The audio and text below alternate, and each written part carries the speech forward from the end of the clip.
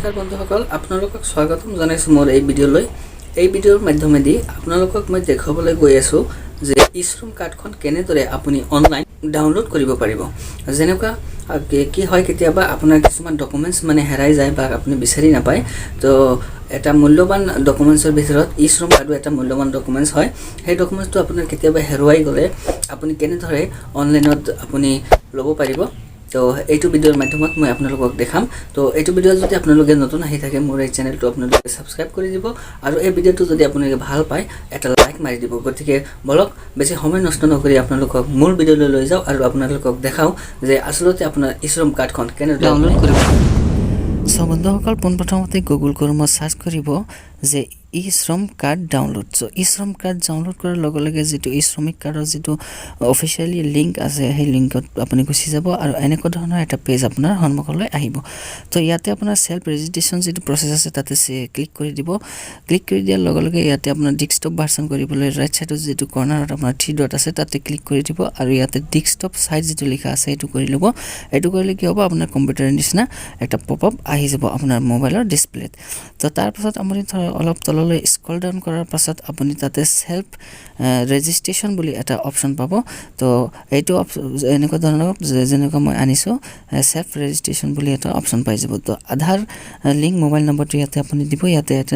দিয়াৰ পাছত ইয়াতে ইন্টাৰ ক্যাপচা যেটো আছে সেই ক্যাপচাটো আপুনি ফিল কৰিব লাগিব তো পটককে মই মোবাইল নম্বৰটো দি দিলো আৰু ইয়াতে ক্যাপচাটো ফিল কৰি দিলো ক্যাপচাটো ফিল কৰি দিয়াৰ লগে লগে আপুনি অলপ তললৈ স্ক্ৰল ডাউন কৰিলে দেখিবলৈ বাট বন্ধুসকল এটা কথা মন কৰিব EPFO যেটো অপচন আছে এটো আপুনি নো কৰিব লাগিব আৰু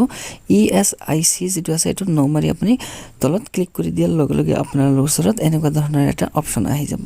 এনেকুৱা ধৰণৰ অপচন মানে ইয়াতে কোৱা হৈছে যে আপোনাৰ মোবাইলত এটা OTP দিয়া হৈছে সেই OTP টো আপুনি ইয়াত বহাব লাগিব তো OTP টো আপোনাৰ মোবাইলৰ যেটো ৰেজিষ্ট্ৰেচন মোবাইল নম্বৰটো আপুনি বহাইছে সেই মোবাইল নম্বৰত আহি যাব তো আহি যোৱাৰ লগে লগে পটককে OTP টো আপুনি বহাই দিব যেনেকৈ মই বহাই দিছো বহাই দিয়াৰ লগে লগে আপুনি সাবমিট বটন ক্লিক কৰি দিয়াৰ লগে লগে ইয়াতে আধাৰ নম্বৰ বহাবলৈ কোৱা হ'ব এটো এটা নতুন পেজ হয় বন্ধুসকল এই পেজটোত আপোনালোকে একো কৰিব নালাগে বাস মাত্ৰ আপোনাৰ আধাৰ নম্বৰটো বহাব লাগে আধাৰ নম্বৰ বহাই কিনে আপুনি ক্যাপচাটো ফিল কৰি দিব ফিল কৰি দিয়াৰ লগে লগে আপুনি সাবমিট একটা অপচন পাই যাব ইয়াতে লিখা আছে সব সাবমিট আৰু এটা কথা মন কৰিব বন্ধুসকল I agree the terms and conditions যেটো অপচন আছে তাতে আপুনি টিক কৰিব লাগিব টিক কৰি কিনে পটককে আপুনি কি কৰিব তললৈ গুচি যাব আৰু সাবমিট অপচনত ক্লিক কৰি দিব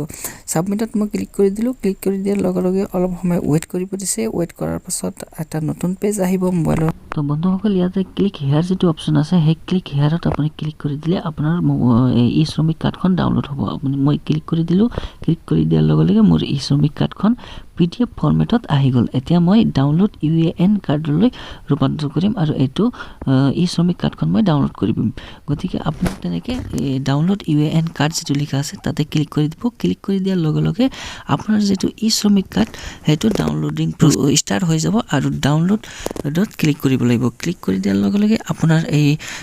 E-Shram কাৰ্ডখন PDF ফৰমেটত আপোনাৰ মোবাইলৰ যেটো ডকুমেন্ট ফাইল আছে সেই ফাইলত সেভ হৈ যাব বন্ধুসকল অতি সহজতে মই মোৰ E-Shram কাৰ্ডখন ডাউনলোড কৰিলো বাট ইয়াতে এটা কথা আছে বন্ধুসকল মন কৰিবলগীয়া কথাটো হ'ল যে আপুনি যদি E-Shram কাৰ্ডখন ডাউনলোড কৰিবলৈ যায় আপোনাৰ কিন্তু OTP টো লাগিবই আপোনাৰ যেটো মোবাইল নম্বৰ দিছিলে আপুনি E-Shram কাৰ্ডখন যেতিয়া আপুনি ৰেজিষ্ট্ৰেচন কৰিছে তেতিয়া যেটো আপুনি মোবাইল নম্বৰ দিছিলে সেই মোবাইল নম্বৰটোত কিন্তু OTP আৰু সেই OTP টো লাগিবই OTP নহলে আপুনি এই কাৰ্ডখন ডাউনলোড কৰিব নোৱাৰে গতিকে বন্ধুসকল আপোনালোকে কনফাৰ্ম হৈ লব যে আপুনি আসলতে এই E-Shram কাৰ্ডখন যেতিয়া আপুনি ৰেজিষ্ট্ৰেচন কৰিছিল সেই ৰেজিষ্ট্ৰেচনৰ সময়ত কোনটো মোবাইল নম্বৰ দিছিল গতিকে বন্ধুসকল মোৰ এই ভিডিঅটো ইমানতে সামৰিছো যদি আপোনালোকে এই ভিডিঅটো ভাল পায় আৰু মোৰ এই চেনেলত আপোনালোকে নতুন হৈ থাকে আপুনি মোৰ এই চেনেলটো সাবস্ক্ৰাইব কৰি ৰাখিব আৰু কমেন্ট বক্সত জনাই দিব যে আপোনাৰ ভিডিঅটো কেনেকুৱা লাগিল